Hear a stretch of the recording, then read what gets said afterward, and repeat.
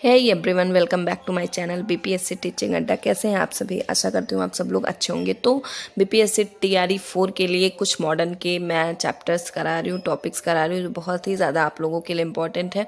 इसी क्रम में आज का आपका पार्ट है कांग्रेस पूर्व प्रमुख राजनीतिक संस्थाएं। ठीक है, इसके पहले आपके कुछ चैप्टर्स 3-4 हो चुके हैं जो आप जाके प्लीज़ से पढ़ लीजिएगा 2-4 बार।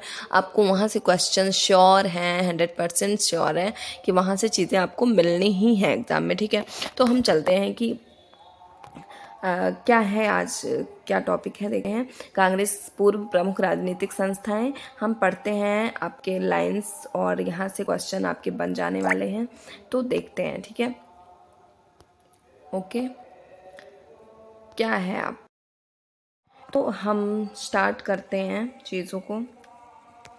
ठीक है, आप देखना ध्यान से। द्वारकानाथ टैगोर जी ने क्या किया था? 1838 में लैंड होल्डर सोसाइटी की स्थापना की थी, जो पहली राजनीतिक संस्था थी। कौन सी थी? Land holder society.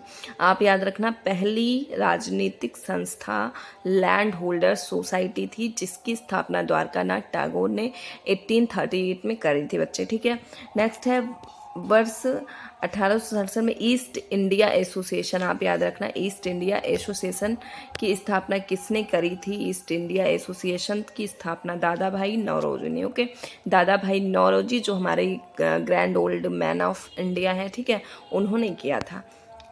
आगे हम देखते हैं भारत संघ इंडियन एसोसिएशन के संस्थापक सुरेंद्र नाथ बनर्जी जी थे। तो इंडियन एसोसिएशन के संस्थापक कौन था? सुरेंद्र नाथ बनर्जी। ओके, सुरेंद्र नाथ भारतीय हैं, इन्हें ब्रिटिश द्वारा जो है बाहर किया गया, बर्खास्त किया गया इंडियन सिविल सर्विसेज से। ठीक है, उनको बर्खास्त किया गया, आईसीएस जिसको हम बोलते थे पहले। ठीक है, तो वहाँ से इनको बर्खास्त किया गया सुरेंद्र नाथ बनर्जी को। ठीक है, आपके डायरेक्ट लाइन से लाइन क्वेश्चन आपके यहाँ से पूछे जाएंगे और ये बहुत ही ऑथेंटिक सोर्स है बच्चे, इसको आप याद रखना। राजनीतिक सुधारों को लेकर विरोध करने वाले पहले भारतीय आपके सुरेंद्र नाथ बनर्जी जी थे, जिन्होंने सिविल सर्विस से जिनको बर्खास्त किया गया था। ठीक है, हम इधर आते हैं, आपका देखिए क्या है। भारतीय राष्ट्रीय कांग्रेस की पूर्ववर्ती संस्था किसे माना जाता है? जो हमारी भारतीय राष्ट्रीय कांग्रेस हुई ना, उसको पूर्व में क्या जाना जाता था? तो इंडियन एसोसिएशन को। ठीक है, माना जाता था इंडियन एसोसिएशन। ओके, भारतीय राष्ट्रीय कांग्रेस को पहले क्या? इंडियन एसोसिएशन पूर्ववर्ती संस्था इसका माना जाता है। ठीक है, 25 नवंबर 1875 को इंडियन लीग की स्थापना किसके द्वारा की गई? तो इंडियन लीग की स्थापना बच्चे शिशिर कुमार घोष के द्वारा की गई। आप याद रखना, इंडियन लीग की स्थापना। इतना पूछता है आपको। सिविल सर्विसेज आंदोलन का नेतृत्व किसके द्वारा किया गया? तो सुरेंद्र नाथ बनर्जी। आप जहाँ भी सिविल सर्विसेज आएगा है ना, वहाँ आप देखना सुरेंद्र नाथ बनर्जी को याद रखना। आनंद मोहन बोस द्वारा इंडिया सोसाइटी की स्थापना कहाँ की गई? लंदन में। तो इंडिया सोसाइटी आनंद मोहन बोस द्वारा इंडिया सोसाइटी की स्थापना की गई, कहाँ की गई? लंदन में की गई। ओके, आगे चलते हैं बच्चे। ब्रिटिश इंडियन एसोसिएशन की स्थापना कहाँ हुई? तो ब्रिटिश इंडियन एसोसिएशन की स्थापना आपके कलकत्ता में हुई 1851 में। ठीक है, याद रखना इसको आप।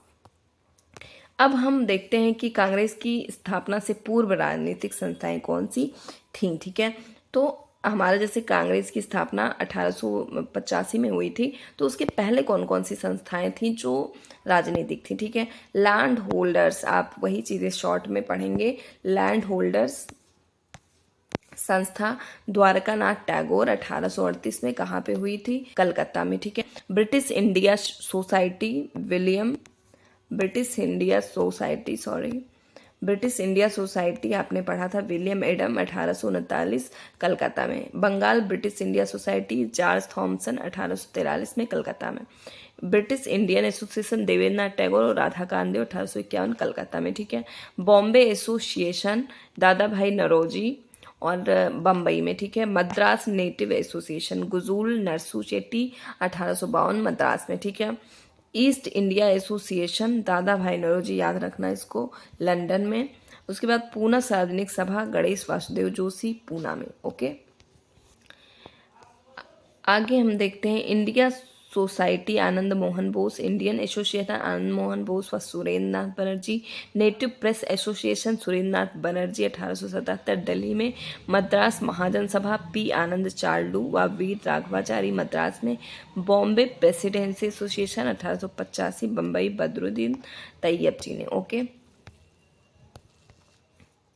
अंबेडकर ने अपनी पुस्तक वेटिंग फॉर अ वीजा किसने लिखा है? Waiting for a visa Ambedkar ji ने। ठीक है, आप याद रखना अंबेडकर जी ने क्या लिखा है? Waiting for a visa.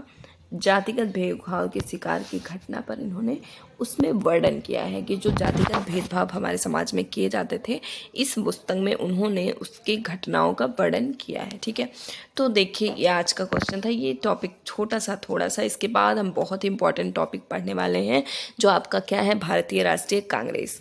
तो आज इसको प्लीज़ से आप लोग रिवीजन कीजिएगा और एक क्वेश्चन तो आपके यहाँ से बन जाने हैं, तो प्लीज़ से आप इसको पढ़िएगा। तब तक के लिए नमस्ते नमस्कार, मिलते हैं नेक्स्ट सेशन के साथ। ओके, धन्यवाद।